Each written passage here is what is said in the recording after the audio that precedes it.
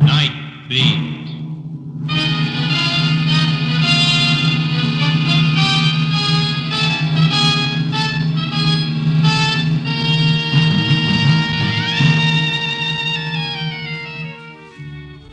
Hi, this is Randy Stone. I cover the Nightbeat for the Chicago Star. Stories start in many different ways. This one began with a bloody brawl in the darkness of an alley and ended in the glare of a fight arena with the winner and still champion, Old Kid Death.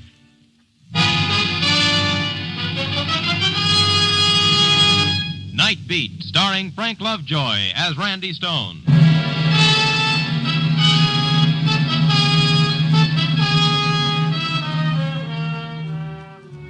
All that people need to make them happy, said Juvenile, are bread and circuses. And up to a point, I suppose the old Roman cynic was right. The promoter of the Metropolitan Arena probably never heard of Juvenile, but he would have agreed with him 100%. His fight club is a cut-rate monument to what the old Romans meant by circus, a place where gladiators meet regularly in combat.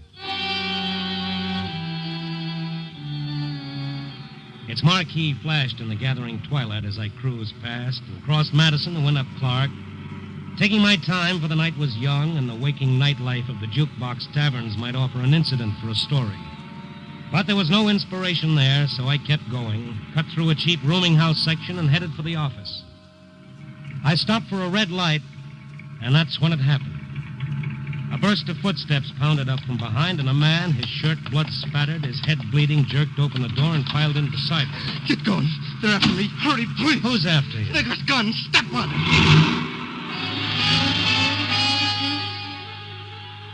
I ran the light, noting several figures in my rearview mirror as they stopped running and turned toward a car at the curve. I made several turns as my passenger kept looking back. And finally, satisfied that we'd lost them, he leaned back, took out a handkerchief, and wiped the blood from his face. Lost him. He was a stocky, heavy-shouldered guy, rather good-looking in a rugged sort of way. The ridges over his eyes were thick with old scar tissue, and there was a dent in his nose.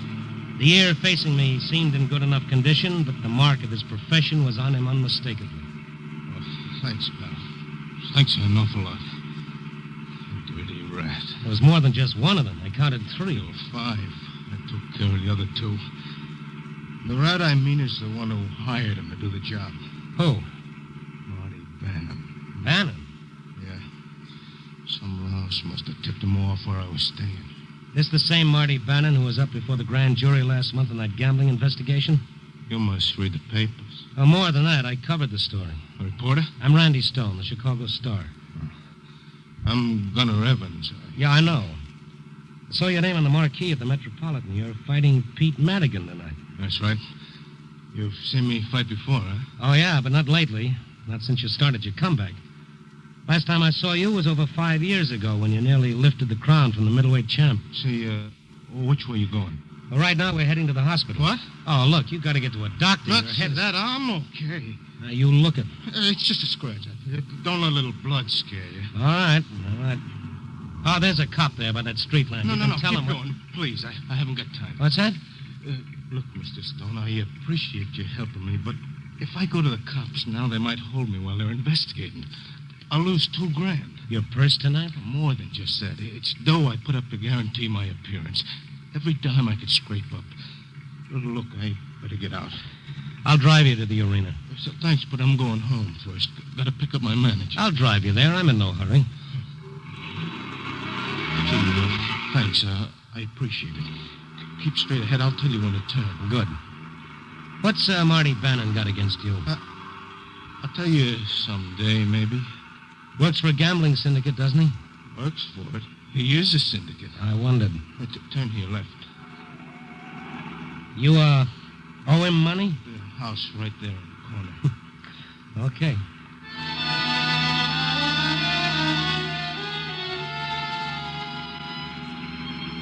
The apartment house where Gunnar Evans lived was probably a very classy joint around 1910. I wondered what had happened to those fat purses he'd collected when he was one of the 5 ranking middleweights in the world.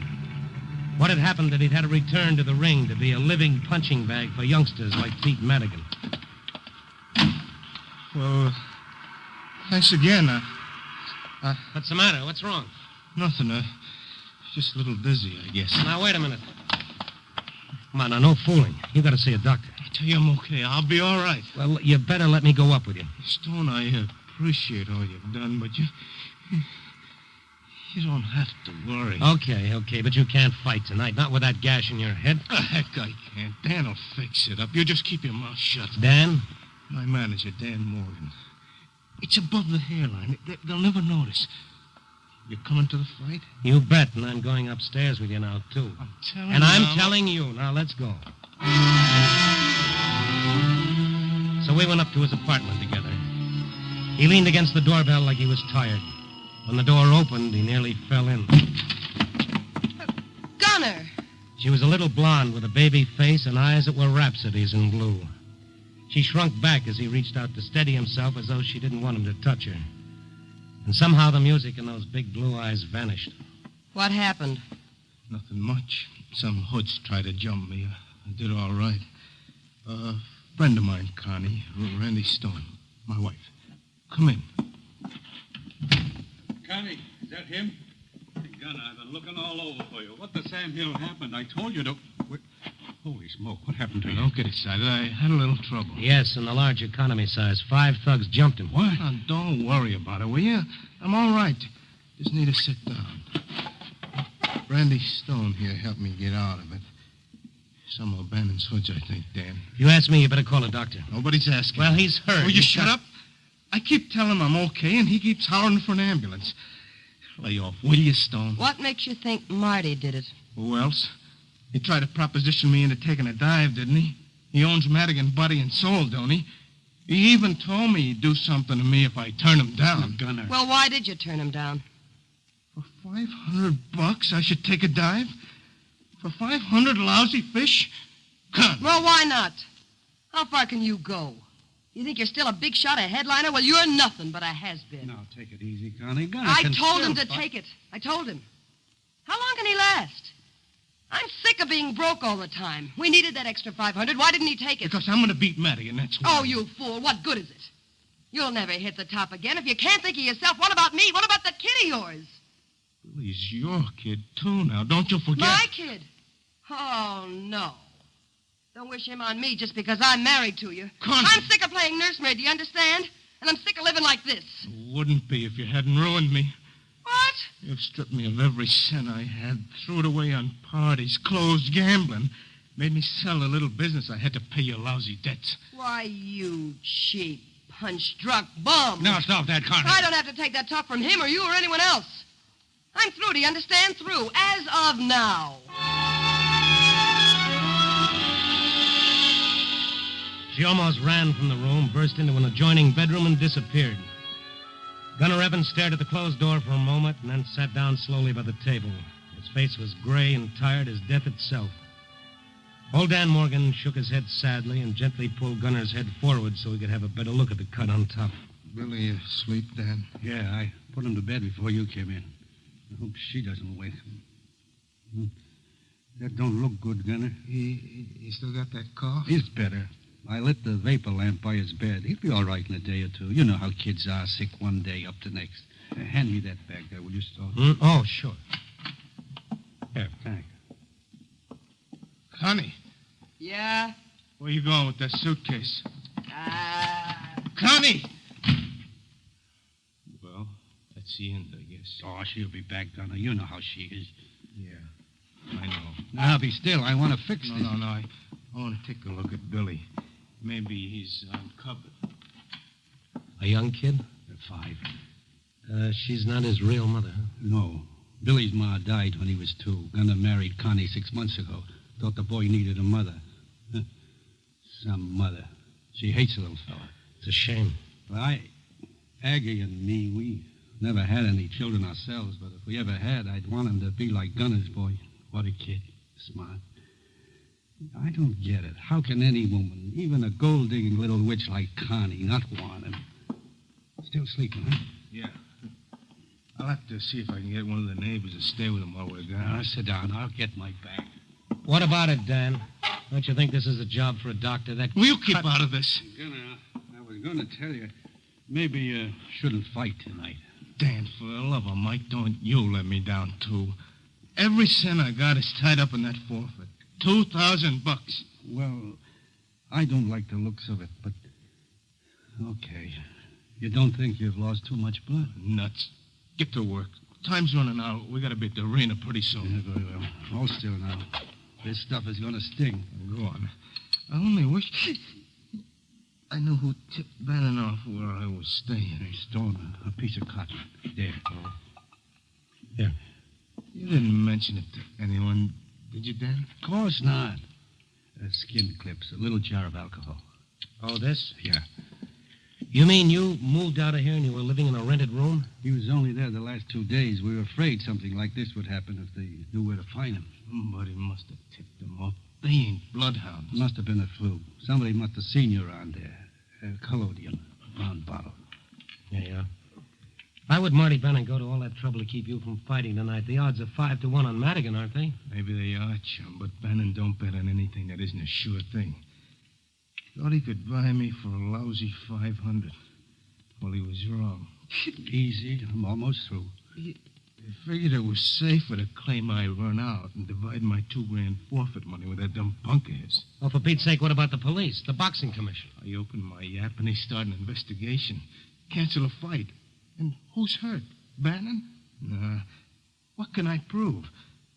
I need that dough, Randy. I need it bad. I watched the savage gash in Gunner Evans' head close up and vanish under the magic touch of Dan Morgan's fingers. When he finally combed the hair over it and put away his tools, I was almost convinced that my concern had been overdone. Dan's fighter looked as good as new. Now, you go into that bedroom and get a half hour's rest, Gunner. Try to sleep. Right. Gotta find a sitter. Forget it. I'll call my wife. Aggie will be glad to come over. Oh, that'd be swell. I'd sure appreciate it, Dan. She'd be tickled to do it. You know how crazy she is over Billy. Yeah. As a matter of fact, why not leave him with us until you get straightened out? I'll think about it. Billy can always find a home with Aggie and me, Gunner. I only wish I had him for keeps. Not a chance. You better get some sleep while you can. You need it. Yeah. I'm going. Oh, thanks, Stone. Thanks a million. I went down into the street, got into my car. I lit a cigarette thinking of what was to come and hating it. Gunner didn't have a chance. The odds were all against him to start with. But now Marty Bannon and his thugs had guaranteed it. The more I thought about it, the sicker and angrier I got. I knew Marty's address from the last time the police had visited him. Maybe he ought to know he wasn't having himself a private party with Gunner. Maybe he ought to know that if he got too rough, I might just invite the 800,000 Star subscribers. So I started up and headed northwest. Maybe I could put a scare into this mother.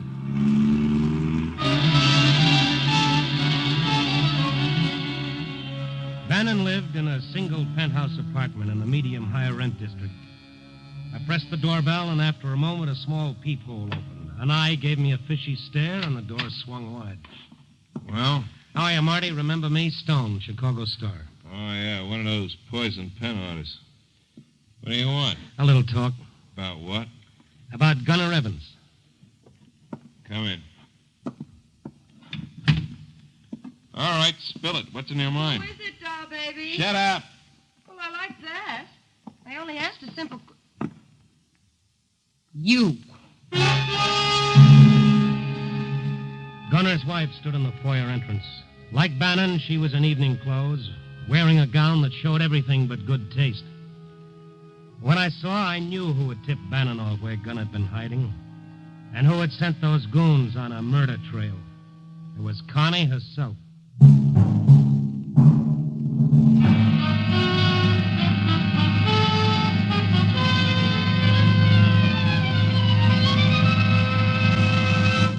NBC is bringing you Nightbeat, starring Frank Lovejoy as Randy Stone.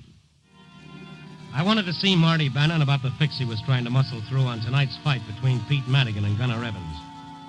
But when I saw Connie, Gunner's wife, in Marty's apartment, I knew my words would be as useless as rain on Lake Michigan.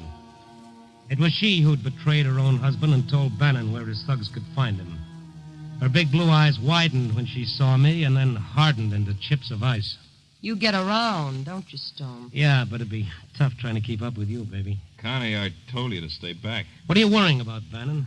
Gunner Evans is bound to find out sooner or later. Probably sooner. Who cares? I'm through with that dumb ape, and he might as well know it now as any time. Look, dollface, I got enough to worry about without having a punchy mad dog on my trail. Too many big deals coming up. What's the matter, Bannon? You don't think he's got enough against you already? He can't prove a thing. You value your health, you'll forget you were here tonight. I thought you were smarter than that. The guy who fools around another man's wife is like a rented tuxedo. He never knows who's going to spill something on him. Be sure it ain't you. Now get out. Well, maybe I had done some good. I didn't know. At least he'd know now that somebody else knew what was going on. He'd drop the rough stuff, the fight would go on, and if he tried anything afterwards, it would be dangerous. I went back down to the lobby, walked out into the street. A taxi had pulled up to the curb, and the passenger was paying off the hacky. As I turned and stepped out onto the sidewalk, he turned around, and a cold chill hit me. It was Gunner Evans.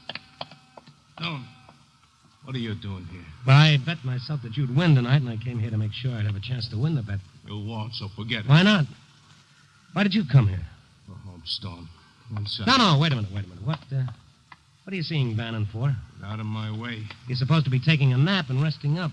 Why'd you come here? Take the $500. What else? Why? After what Bannon's done to you, after what you said, why? Why? Got to thinking, lying there. What was I gaining being so big and noble? Nothing. Absolutely nothing. Your self-respect? And starve on self-respect. Look out. You can see your kid go hungry, your marriage go in the rocks. I got nothing to gain and everything to lose. So I'll take the $500. What does it matter? I'm washed up. I might as well face it. But you can quit clean. You don't have to wind up crooked. You can get a job, do something else. What? The only thing I ever done except fight is drive a truck, and I can't do that now. Why not? Because I'm half blind, you fool. You're what? Oh, I can see you well enough for anybody else who's close up. You don't have to see like an eel when you're throwing leather. But I can't pass no truck driving test. Well, I didn't know. Ring a little bit. I didn't know. Nobody knows, not even Dan. You don't fight over 400 fights without losing something. With some guys, it's their brains. With others, their hearing, or their teeth, or their kidneys. With me, it's my eyes. Yeah, and my teeth, too. And the way things have been going, my brains, for all I know. All right. Now, come on back home, kid. You don't need Bannon's dough. It smells. No, but I need my wife. If I can find her and tell her I took Bannon's offer, well, she might come back. Get out of the elevator door. Move. I'm not breaking up my marriage for any $500. Bannon's on the 14th floor, ain't he? Yeah, the 14th floor. Wait. You coming along for the ride? You're making a bad mistake, Gunner, going to Bannon's. It's the worst thing you could do. Now, come on. Oh, preach, Stone. I'm sick of it. I made up my mind. Sure, I know it's the end of the trail. So what? I never hit the championship gravy, and even when you do, it ends up like this lots of times. No dough, no eyes, no brains. You still got brains enough to lick this thing, Gunner, believe me. Where's the button? Well, Stone, it's different when you're young. The promises sound good. The world looks good. You read the stuff they print about you in the paper, you're great. Sure, it gripes me that everybody seems to be making off their fights except you. The gamblers, the crooked managers, the shady promoters. Of course, they ain't all that way. There are some pretty good guys, like Dan Morgan. He's the first honest manager I ever had. But there's so many of the others. So you bust your fingers. You can't sleep for nights on account your hands are like two big hearts, beating with pain pumping through them instead of blood. You get your teeth knocked out. You can't breathe on account of your nose is busted. The years go by, and where are you? What do you got? Then one day you wake up and the fires inside you are out and you're like a furnace full of clinkers. You're an old man. That it? Yeah, an old man. You know how old I am? 33. Gunner, I wish you wouldn't. Let go of me. All right. If you must, you must. But before you ring that bell, there's something you should know about what you're going to find in there. Yeah? What?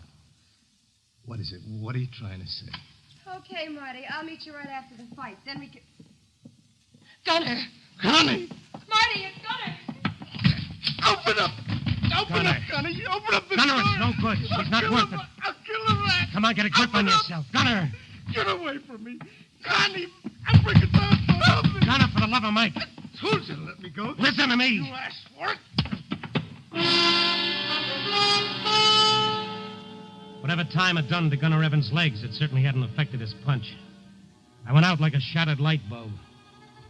When I came to, I was sprawled on my back in front of Bannon's penthouse apartment. The door was still locked, but I could see through it like it wasn't there. For the simple reason that the main part wasn't. The entire middle panel was smashed through. Only the frame remained. I got up slowly. My jaw hurt, and my brain was full of angry bees. I stepped through the broken door and looked around. I saw them. Connie and Marty lying at opposite sides of the living room. Their heads were twisted at curious angles, their necks purplish and swollen. And they were both quite dead. I found a telephone, I called the police, and sat there a while, trying to brush the fog away. My head throbbed as I tried to remember something I felt was important, but I couldn't quite recall. And then suddenly it came to me. The fight, the Metropolitan Arena, Evans versus Madigan. That's where he'd be. That's where I'd find the gunner.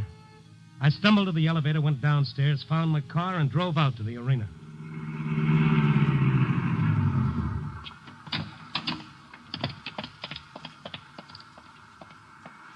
Hi, is Gunner Evans here? Is he here? He's fighting tonight. Don't you see the signs? Yeah. You're just in time for the main go, mister. Ringside? I got one on the aisle, row 5. Here's my press card. Say, what's going on anyway, you know? Meaning what? I mean, him coming in just a little while before the semifinal was over. His manager and the promoter was tearing their hair. You say the main go's about to start? Well, for round 1 rang 30 seconds ago. If you're covering the fight, better get on in.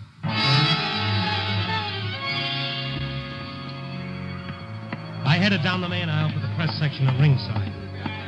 What was going on in that ring brought me to a standstill more than once before I finally got to the ringside and began easing my way around the gunner's corner.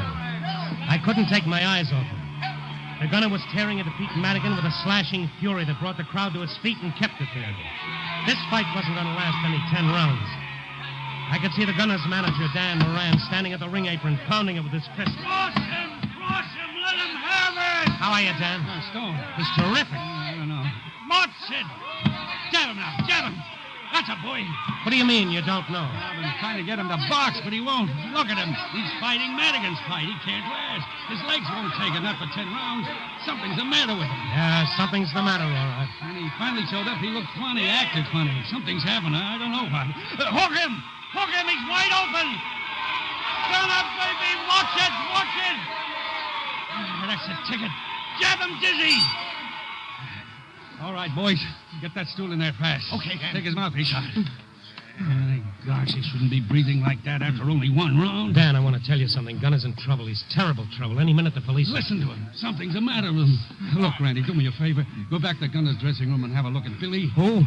Billy. Gunner's little boy. I put him to bed there. What is he doing here? I thought your wife... Yeah, but Gunner showed up there just before he came here and took Billy with him. Why? Maybe he's afraid Bannon's hoods might break in the house and take it out on Billy. I don't know. Now, go on, will you? Okay. I gave one of the boys $1 to keep an eye on him. Make sure he's okay. All right, don't worry. I went back down the ramp into the dressing room. Billy was sleeping on the rubbing table between several training gloves, big as pillows to keep him from rolling off. Dan had covered him with an old bathrobe and pillowed his curly head with some folded towels. Cute little fellow, ain't he? It's a wonder he's been able to sleep through all this noise. Yeah, but I guess he was just real wore out. Yeah, I reckon he was. There's the buzzer for round 2. Yeah, well, I'll go up and have a look. Okay, mister. I walked up the ramp, down the aisle toward the press section. Round 2 was a facsimile, it seemed, of round 1. How many rounds could a man go at this pace?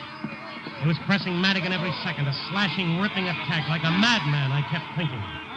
Like a bulb that flares more brightly than it ever has before the instant before it goes out.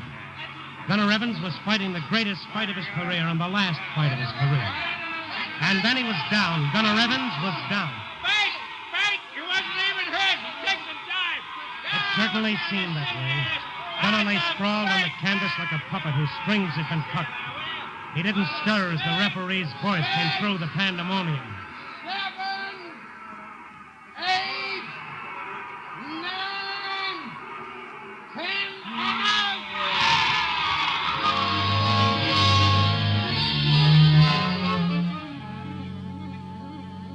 I walked down the aisle through a now hushed crowd. Nobody moved. When I finally got to the ringside, Dan and his 2 seconds were still working on Gunner. A scared, haunted look had begun to deepen the furrows of Dan's wrinkled face. Presently, the commissioned doctor climbed into the ring and knelt beside the fallen fighter. After a while, he looked up, pointing to the patched-up wound on Gunner's head. It had oozed some blood, but now it had stopped. This man was hurt before the fight. Yeah, he cut his head. I told him he shouldn't fight, but he insisted on going on. In heaven's name, why? He had a $2,000 forfeit posted. $2,000. How bad is it, Doc? His skull was fractured before he entered the ring. You mean that... He's dead. We went back to the dressing room, Dan and I. I tried to tell him what had happened at Bannon's apartment, but he didn't seem to hear. He shuffled along, his head bowed, his eyes red. We stared at the sleeping child, and I asked Dan, "Gonna have any relatives?" I don't know. None that I know of. No. Gunner didn't have any kin. You mean Billy's alone? Alone? Of course not. He's not alone. Billy's got me and Aggie, ain't he? Well, then you better take him before the police get here. Yeah. Take him home with you. Yeah, poor little fella. He must be tired. Didn't open an eye. Yeah, I'll take him home. Don't want to take any chances. There's cough coming back. You gonna keep him, Dan? Huh? You said you wanted him, didn't you? You mean? Gunner would have wanted you to have him. Billy. He's yours, Dan. For keeps. Your son.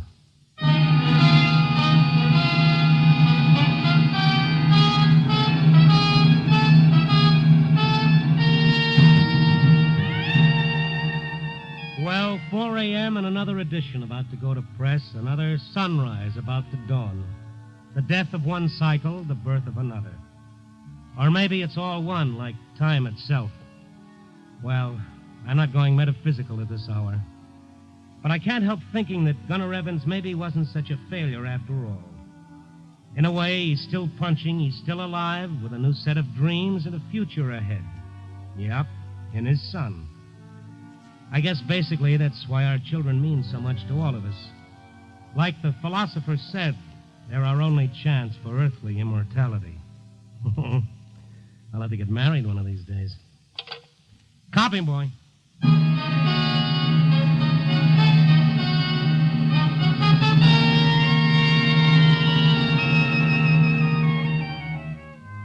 Nightbeat, starring Frank Lovejoy, is produced and directed by Warren Lewis and edited by Larry Marcus. Tonight's story was written by Irvin Ashkenazi with music by Frank Worth. The part of Gunner Evans was played by Don Diamond. Listen next week at this time and every week as Randy Stone searches through the city for the strange stories waiting for him in the darkness.